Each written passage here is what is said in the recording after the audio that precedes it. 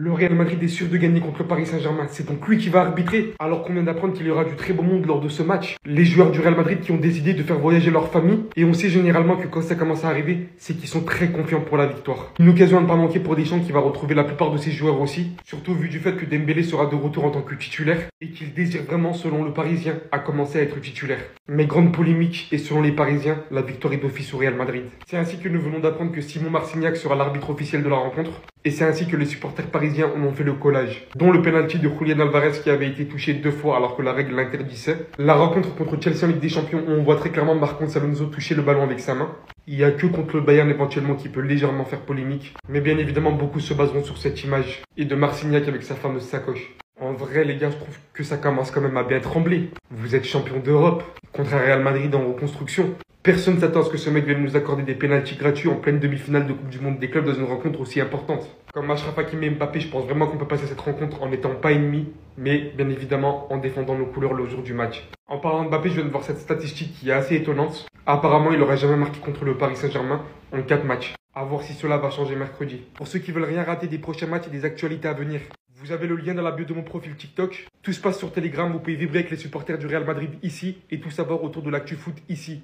Les gars, c'est fini. Le Real, ils ont déjà gagné en fait contre le PSG. Vous voulez faire quoi face à cette corruption? Donc là, la FIFA, comme par hasard, ils ont décidé de mettre Simon Marcignac en arbitre du match PSG-Real Madrid. J'espère que je suis pas le seul à voir le problème. Pour les Parisiens qui pensaient mettre un score au Real, vous pouvez déjà le laisser tomber. Parce que vous pouvez être sûr que s'il y a une occasion qui se présente, ils auront au moins un penalty dans le match. Faut pas oublier que cet arbitre, c'est un des arbitres les plus pro au Real qu'on a jamais connu dans le football. Mais ce qui est bien, c'est que maintenant tout le monde est au courant. Faut quand même pas oublier que ce mec, on l'a pris en flagrant délit avec une trousse de toilette du Real Madrid pendant un match. Là, il y a clairement conflit d'intérêts. Et regardez, c'est pas du troll, hein. Il y a clairement son nom dessus. Carrément, il a fait floquer. Déjà, cette saison, il a arbitré Real Atlético Madrid avec la fameuse séance de tir au but où il a signalé une double touche de Julián Alvarez qui n'a absolument jamais existé. Et c'était aussi lui l'arbitre du fameux Real Bayern Munich de la saison dernière. Match dans lequel le Real s'était qualifié après un énorme scandale en toute fin de match. C'est pas du tout un hasard. La FIFA, ils veulent absolument que ce soit le Real Madrid qui gagne cette Coupe du Monde des clubs. Pour que ce soit les premiers de l'histoire à remporter ce nouveau format. Alors pour ça, ils allaient pas se priver de mettre un arbitre corrompu aux commandes du match. Mais bon, de toute façon, on est habitué avec ce système corrompu toujours à l'avantage du Real. Ouais, bah ouais, comme par hasard, Simon Marcignac sera l'arbitre du PSG Real Madrid. Bon, bah on peut féliciter le Real pour la qualification en avance, hein. Simon Marcignac. Je viens d'apprendre que ce mec arbitrera la demi-finale PSG Real Madrid. Les gars, je sais pas si vous savez ces gars. Quand ce mec arbitre un tel match, les Real gagnent toujours. Je vais juste dire un truc aux supporters parisiens. Ne soyez pas surpris de la demi-finale quand les Real Madrid vont se qualifier. Parce que ce mec, si vous ne le connaissez pas, c'est un fan numéro 1 du Real Madrid. Il fera tout pour que le Real Madrid se qualifie. Moi, je vous dis ça clairement. Donc ne comptez jamais sur cet arbitre s'il va arbitrer le match correctement. Jamais. Il sera toujours d'un côté. Il va favoriser toujours le Real Madrid. Je ne sais pas si vous vous rappelez les pénaltys annulés de Julián Alvarez. C'est à cause de ce mec-là. C'est à cause de lui. Donc c'est mort. Les PSG ne vont pas se qualifier. Les PSG va proposer un beau football. Ils sont au-dessus en ce moment. Ils roulent sur tout le monde. Mais tant qu'il y a ce mec-là qui arbitre, les gars, méfiez-vous. Et moi, je suis sûr, c'est pas au hasard qu'il est là. C'est pas pour rien qu'il est là. Il a été choisi pour ça. Pour abattre les PSG, moi, je vous dis. Bon, mais Madeleine, avant tout, j'espère que vous allez bien. Donc, l'affiche est là. Le Real affronte le Paris Saint-Germain en demi-finale. Moi, je l'avais dit, si on croise les Parisiens, il faut que ce soit soit en demi-finale, soit en finale. Parce qu'avant, même là, je ne sais pas si on est encore prêt. Hein? Mais Madeleine, on ne va pas se mentir. Oui, Xavi Alonso, on a vu la petite touche Alonso. Ça commence à se mettre en place petit à petit. Mais on a moins d'un mois d'entraînement collectif avec tout le monde.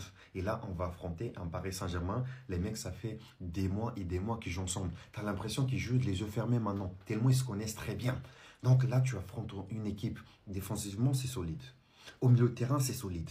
En attaque, c'est solide. Même les remplaçants qui vont rentrer aussi, c'est solide. Ok, Pacho, il n'est pas là. Pacho, c'est important. C'est pas la même chose d'avoir un Pacho que Beraldo. Mais les amis, quand tu as une équipe qui marche très bien comme ça, peu importe les joueurs qui rentrent et qui sortent, ça va continuer à marcher. Et on l'a vu face au Bayern.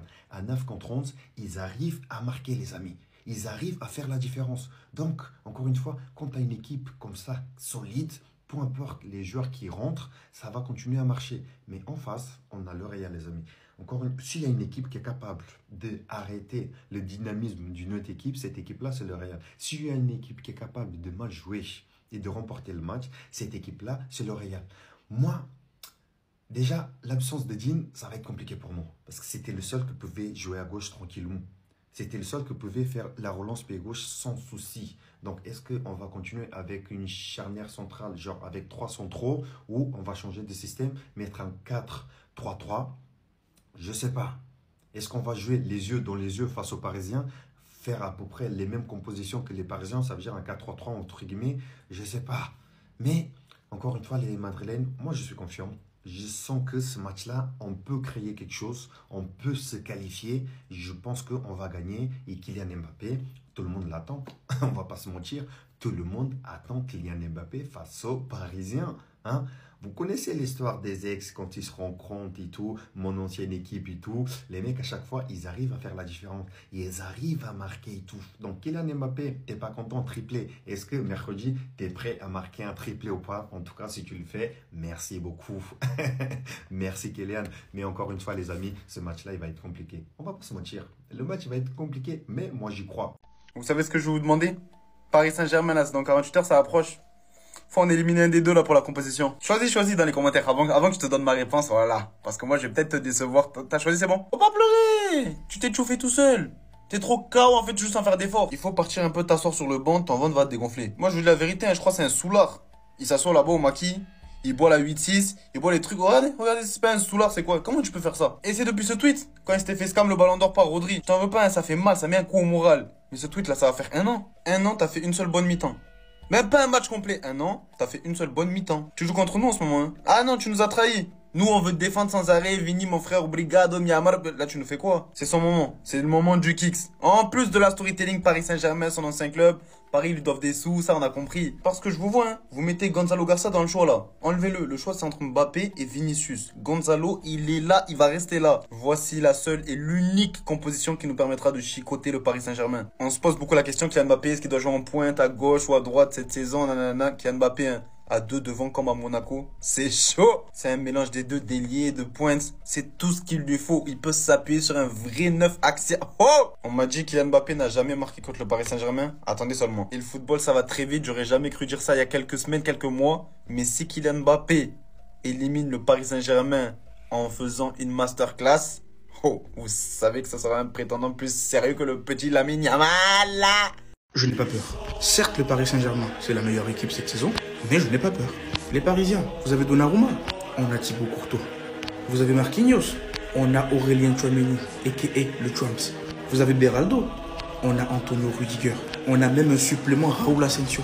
Vous avez Nuno Mendes, et oui, on a Fran Garcia.